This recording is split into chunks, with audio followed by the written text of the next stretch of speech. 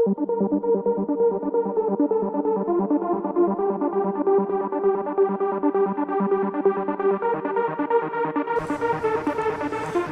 YouTube, this is Carlos once again with CHS Electronics. I have a third video of which I talk about the PIC 18F67K40 development board.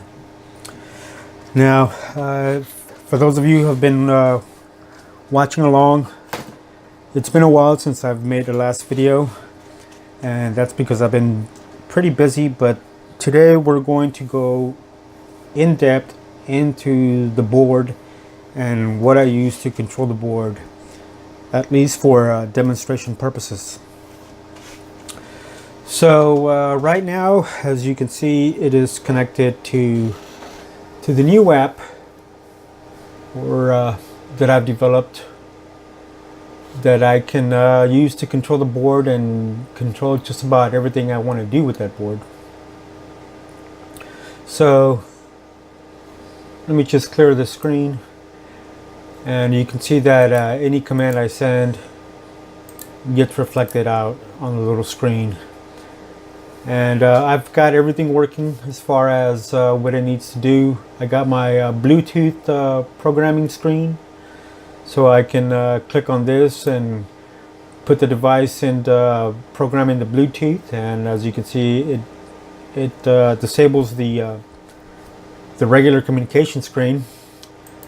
I can select multiple times as far as if I want to send commands every 100 milliseconds, 200, 300, 400, 500, or 1000, and I can toggle the relays with that. And also, if I want to send data to the Bluetooth, I just click on this one and it activates the Bluetooth. Otherwise, I turn it off. If I want to send data to my NRF radio, I just activate that. And if I just want to display the data that comes in from any wireless device, I can enable that as well. So for now, we're just going to see how the board works, and we're going to see some of the features that it has. So to start, we're going to toggle the relays every 100 milliseconds so that you can see that everything comes in fairly quickly, and I display the data or the commands, the ASCII commands that I've been using to control the board. I display them on my 7 segment. And of course, down here the LEDs are data communication signals that are coming in and out of the board. So I can control these with 100 milliseconds, or I'll show you 200 milliseconds. Then I can show you the 300 millisecond timer. I can show you, this is what 400 milliseconds looks like. And that way you can see what the commands are more clearly. And then the half a second or 500 millisecond timer. And now lastly, we have the 1 second timer. So that'll activate a random relay every 1 second. And all that, of course, is done through here. Oh, so now I can turn it off, and it deactivates those relays, and I'm left with some relays on. So I just click over here where I can reset my relays, and all my relays are turned off. So there's that. There's my all LEDs on, or I can turn them all off, or I can do them individually, whichever one I care to do. Then I have my well, the last feature that I didn't get to show was the analog port. So on the analog port, I will click on here and select I'm going to enable port 0 analog, And as you can see, the number is varying from 0 to 0, from 0 volts to 0.0049 volts. So I am using the analog to digital converter that's on the chip, and it's only a 10-bit. So because of that, the resolution isn't as good as some people would like. But it's close enough to where you can take general measurements of voltages greater than 5 volts if you use voltage divider resistors, or anything less than voltage 5 volts. Anything less than 5 volts directly into the pin. So as you can see, while it's taking a measurement, I'm also spitting that information out into the computer, and I'm able to collect that data and store it if I need to. So there's the device displaying the data. Spitting out data, as you can see. So I control it through this pot here. So let me just put this up here. And as you can see, I have my pot that I'm using to control. So as I vary the pot, my voltage increases.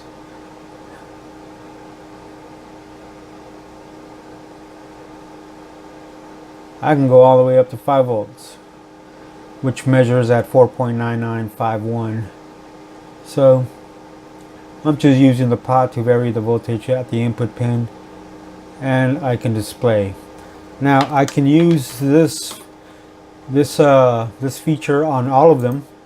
So I'll just select my all enable, and now they're all turned on, and they're all measuring some kind of voltage there at the pins of the analog ports. And of course it's spitting out information on every pin every time it takes a measurement. So you can see the voltages are varying. So it's pretty handy. It's pretty useful, I think. And of course I'll just disable it all. Oops, wrong one. Disable, and they all go away, and I stop spitting data. So far this is what I can do. This is just a small sample as far as what this particular board does. Now up here you see I have these wires. Well, I never got my my fuse clips, so I never got to solder them in, so I had to use a jumper wire to route the power to these voltage regulators where it needs to go. So with that in mind, we actually have this monstrosity over here, which right now at this point in time, I don't really have anything connected to the outputs of these larger relays. But all these are right here is just power rerouting that goes through a fuse, and then I would stick in 120, go through the fuse, and then come back out the other leg of the relay. But I have no load connected to these relays. These are just ready to accept the power that they're going to switch, and then the load. So as you can see on this one, I have an LCD connected to it. It's a 4x20 LCD.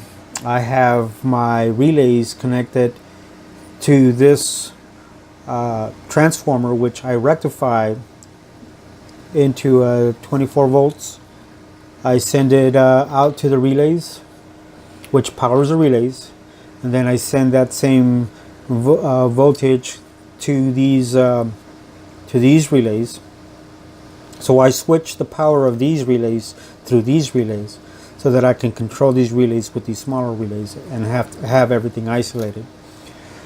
So here's the Nerf Radio. I did manage to find a discrepancy in the schematic, or in the board should I say. I missed a wire connection that goes to my 5 volt to 3 volt translator or level converter. So I had to include that, and I had to tie it to this pin, this last pin on port E, to make sure that I can actually use it. Now, as far as everything else is concerned, I have this right here is the power and ground to the LCD, which I'm using right now. Here's the port that I'm actually using to control the LCD, and then here's the contrast through this pot to show correctly on the display. These jumpers here are tied to port C and port A, and I use these ports to trigger these relays. And the way I use it is if I want to trigger on a positive edge or a negative edge, as far as what the port C or A, can't remember which one, I think it's A, on whether they send a high pulse or a low pulse, and I can control either the LEDs or the relays by connecting these two together and selecting an edge on my interrupt on change. So I'll show you guys that here in a minute. In the meantime, let me see if I can get something set up so that you guys can watch it work while I control it through the computer. I'll be right back. Okay, so I believe I got something set up here. I'll be using this Coolpix L340 to record video as I am controlling this particular this board through my computer. And before I do that, I need to connect the USB cable to it. And if I can just find it here somewhere. Where is it at? There we go. So let me plug this in, and as soon as I plug this in, it should automatically start the software that I use to control the board. Let's see if that happens. Well, it didn't, because it's already being used. So let's try that again. Maybe you guys can see it here in a minute.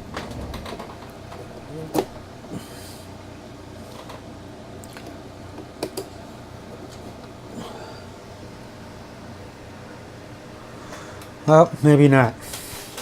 I had it programmed to do it, but it's not going to do it. So I'm going to disconnect this one and then run this one over here.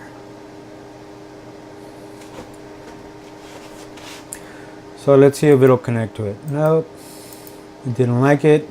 Let's try this again. Let's try the other one. Nope, still didn't like it. So what I need to do is connect it, and that's why. There we go, it's connecting to it. Let me close this off. Let me see if I can there it goes. Once I click connect, it connected, and I got my response back saying that it was connected. So let me see if I can get this to work a little better, give you a much better angle.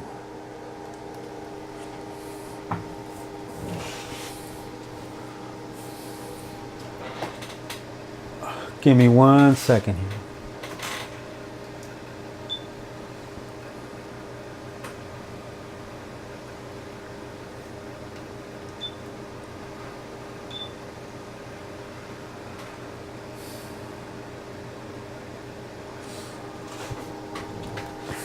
All right.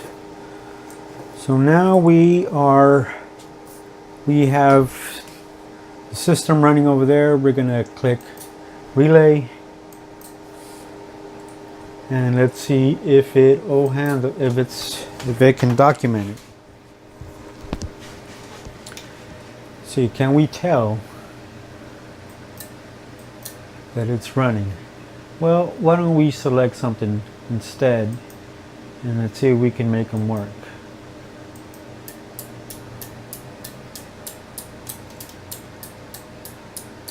So the bottom relays are working, but I don't know that we can, there it goes.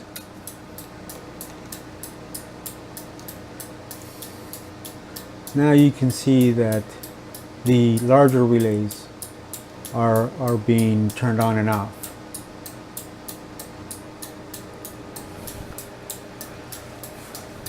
So as that's working, I'll show you again on this one.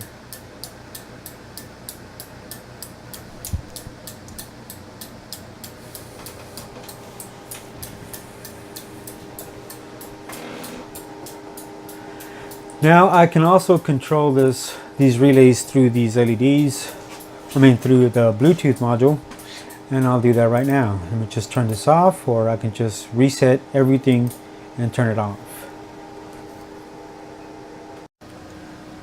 So this is what I wanted to show you.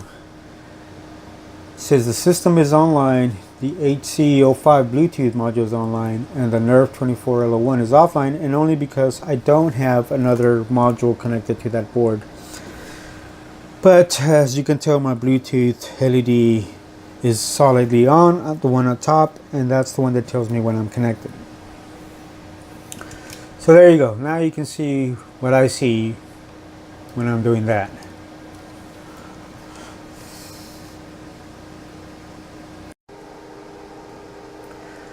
Well, there you go. That's just some of the features that this board can do. Mind you, everything seems to work pretty good. And just to go over the app again, I have control of the relays, port A, port B, port C, port E, port F, and the LEDs. Now this application here was just made to control the board and show it off as to what some of the things it can do, but basically you can use this board without having to use that application, and you can just create your own custom firmware and your own application that you can use to control. Now these boards don't come with a Bluetooth module, but if anybody's interested in them, you can find those on eBay for around $5 or $6. Also, for the most part, being that this one had the issue where I had to control the NRF radio through port E because I missed a line, I've also been able to, well, because of that, I've redesigned the board to allow for that. Plus, I've come up with a different version of a board, another version of the board that is much smaller. And for example, I'll just show you one here. And this one is the exact same circuitry except for the voltage regulators and the fuses. In this case, in this board, I only have one fuse, whereas in this version I use two fuses. But everything else is pretty much the same. So I hope somebody might take some interest into this board and see that it has great potential for anything that you want to control. Now I'll make a separate video on these, and it might be later on today that I put out a video on this particular board. In the meantime,